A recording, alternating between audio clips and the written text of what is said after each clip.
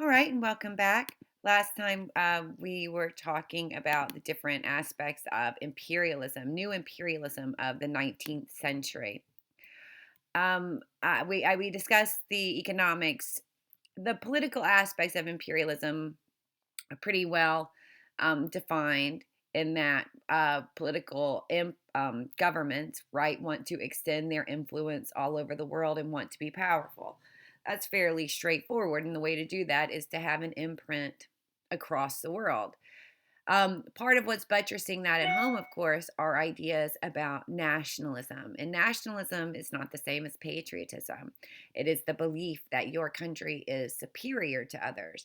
It typically has a racial motivation, idealizing one type of citizen compared to others. There is also the social implications of imperialism. For Western European Christians and Americans, one of the motivations to go to Africa, Asia, the Caribbean, as as well, was to spread Christianity, share Western ideas. And that certainly also has a racialized component, that Western ideas, albeit religion, medicine, politics, or what have you, are superior to indigenous ideas.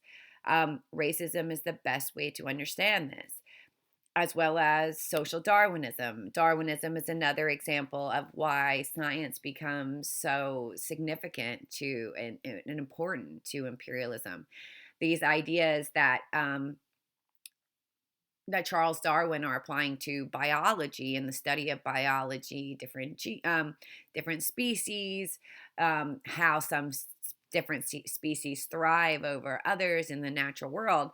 That idea is morphed to fit society, creating the term survival of the fittest, not only amongst humans but within human governments.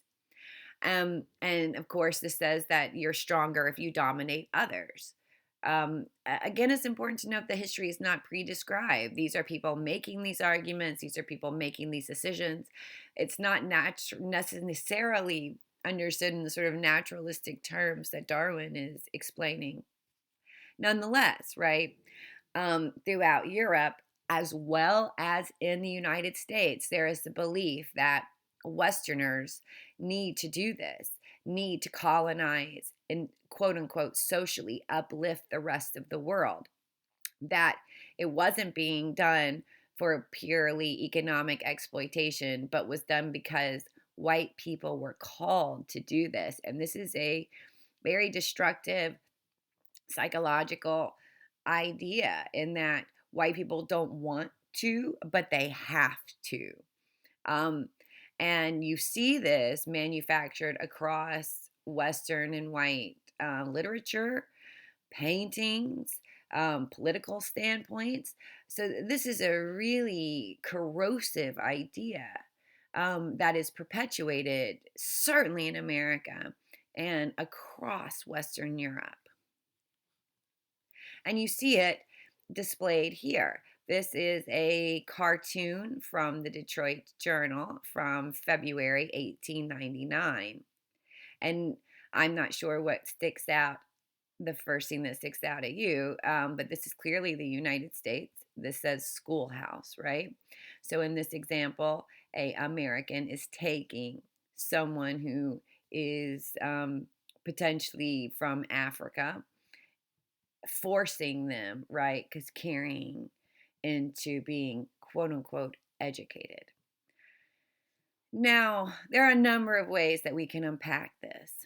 The explanation of the white man's burden, obviously, in the 19th century, people are not being taught the rich history of Africa, its histories of civilization, its history at all. The other thing is you can see how education and politics are colliding, right? As the idea is that our American system can take you to democratic heights. We are the best, and you should do as we are instructing, ignoring anything that someone else has to offer. Obviously, the racist component is overwhelming as well, as well as the gross characterization of Africa.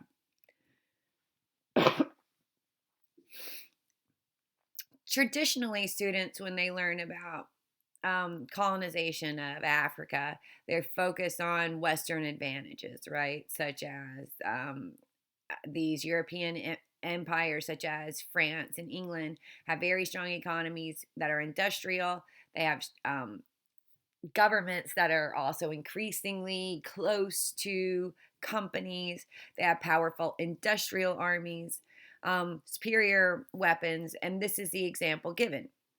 You have a machine gun versus a spear and shield. This is certainly going to cause mass destruction, and you can hit people without being close. These types of military tactics that were used by sub Saharan African people are not as sufficient.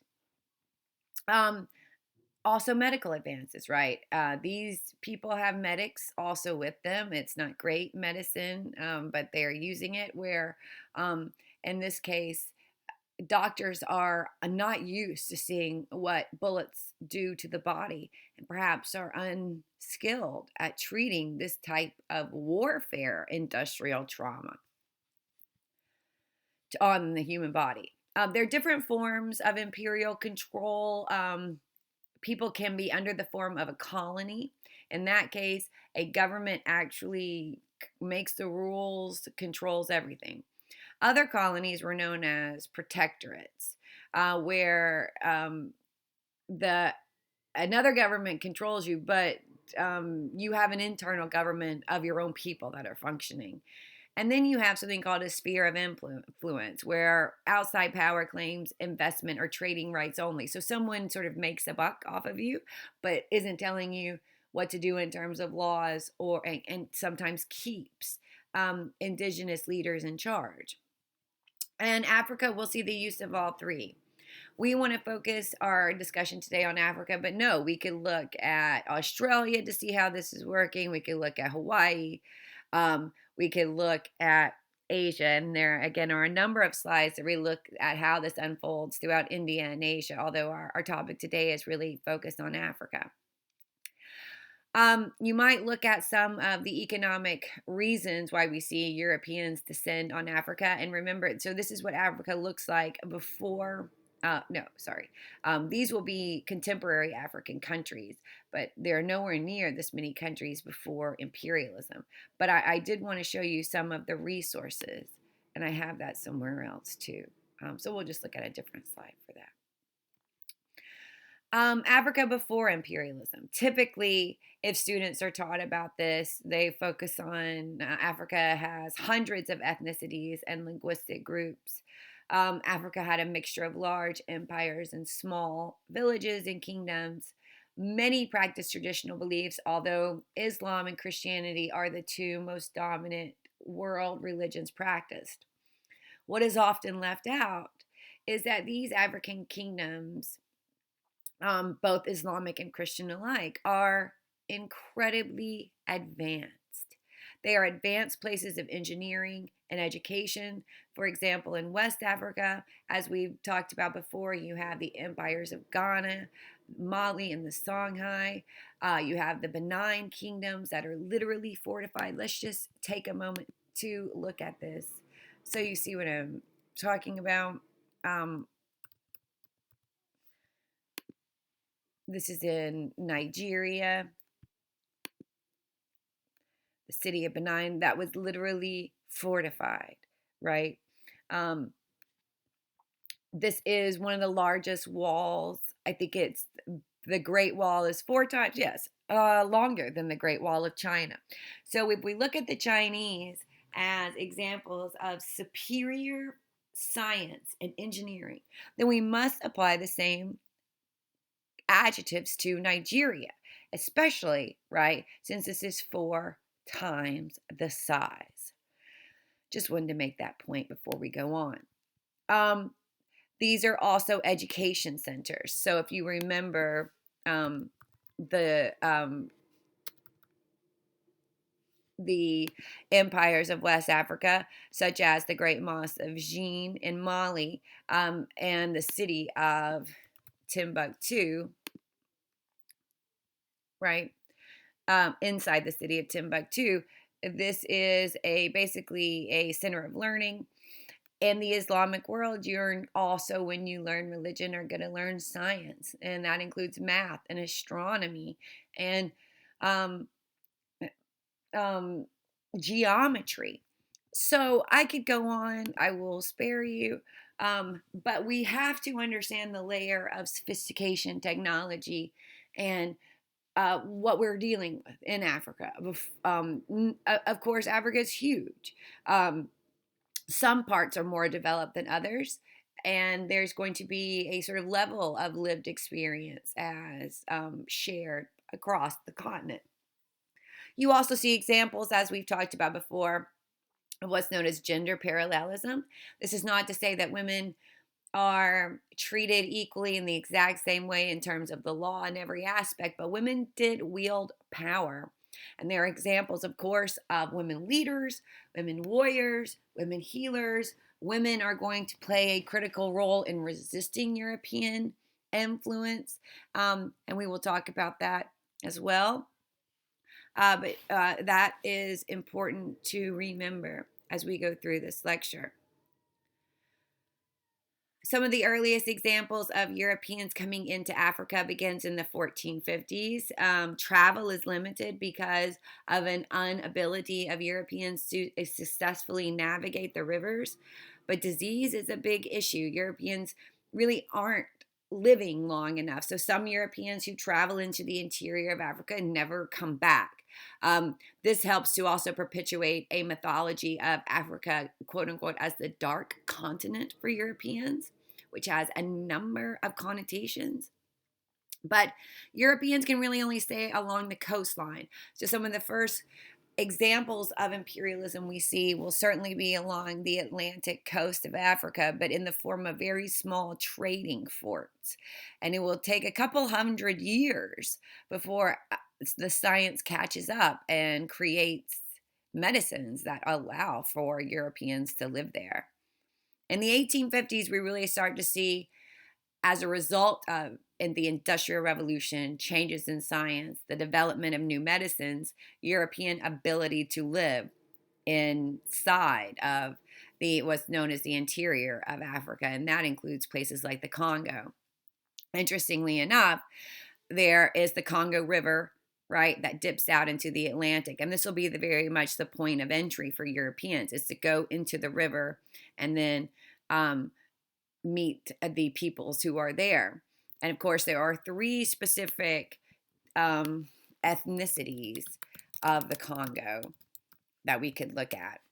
And this is going to be significant later.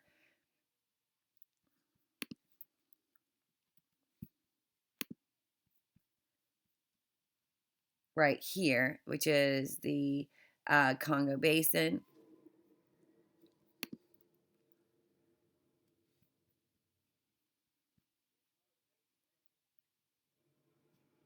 Oh, well, I'm not, this isn't what I was looking for. All right, sorry, I'll find it and come back.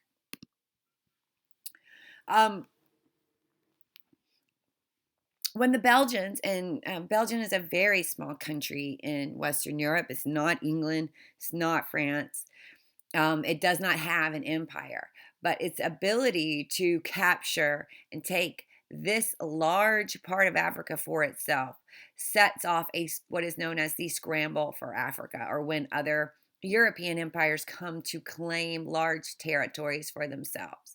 The Belgians, again, a small country, and its ability to do this is a signal to other European countries that they can also do the same. The Belgians also know that they are discovering gold, they are discovering diamonds. Congo happens to be one of the locations in Africa sitting on the world's largest supply of diamonds. So this will set off an infestation of occupation, of white occupation of Africa for the first time in history. Now, this is, as you can imagine, if the British are claiming territories, the French, the Germans, the Spanish, the Portuguese, the Dutch, and the Belgians are all claiming territory, This is one of the driving factors of the First World War. As you can see, an international conference was established in 1884. I say international, it's not, it's just European, where they attempt to carve up Africa amongst themselves to avoid going to war. The idea is that any country could claim land, and they are doing this without the presence of Africans, without understanding the ethnicities that they're dealing with, without speaking the language, without any representation from African peoples there, and are doing this solely out of their own motivation. By 1914, only 2 countries in Africa are going to remain free and independent from European rule. So this is what Africa is going to look like by 1914, right at the beginning of World War I. And again, one of the reasons for World War I is, of course, the scramble for Africa. France is one of the 2 largest land occupiers in Africa. Everything that you see in this sort of purple color belongs to British or England, right? And that this includes France, has the island of Mozambique. Spain is here. You can see the Spanish don't have much. The yellow are the German colonies, and Germany feels like it has been excluded, right? This is important because they're going to knock off this First World War. These are the only independent places. This is Ethiopia, and this is Liberia. Liberia has a protectorate status from the United States. So even though it has its own independent government, it's still technically a part of another as a protectorate here, right? Ethiopia is going to repeatedly get invaded by Italy, which is here. I think this map is very helpful because it also helps to explain the specific resources in these various regions of Africa, such as coffee, gold, oil, cotton, uranium, right? Wow, you're going to need this if you're going to make nuclear weapons. Diamonds, gold, diamonds, diamonds. Some of the companies that are still around emerge at this time, such as British Petroleum. This is BP, right? Royal Dutch Shell, which is now just Shell. And then for Beers, if you are shopping for diamonds, that's going to be the company you probably are going to work with. And they, of course, owned, controlled, took over all of Southern Africa.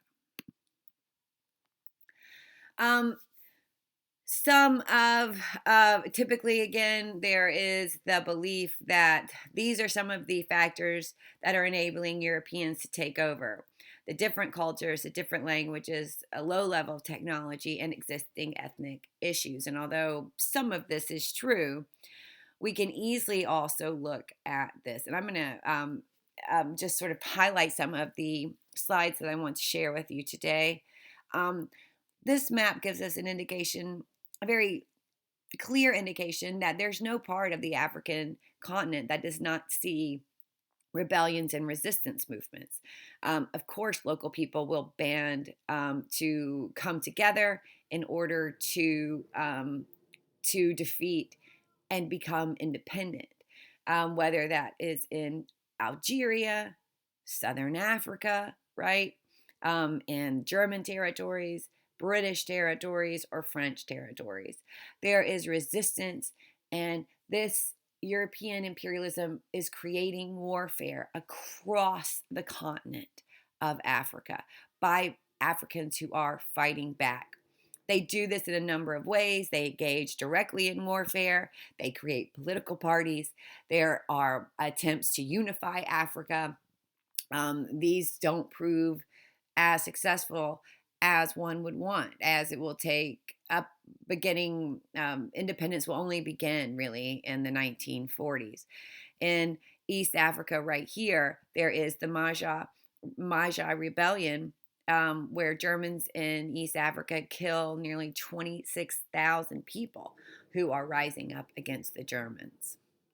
One example of resistance that's successful comes in Ethiopia. Menelik II, who was emperor of Ethiopia at the time, starts to purchase industrial weapons from France and also from Russia. He helps to, with his military, helps to defeat Italian forces in 1896. And this continues throughout the 1920s and 30s. Um, I am going to stop here and we will pick this up on the next video.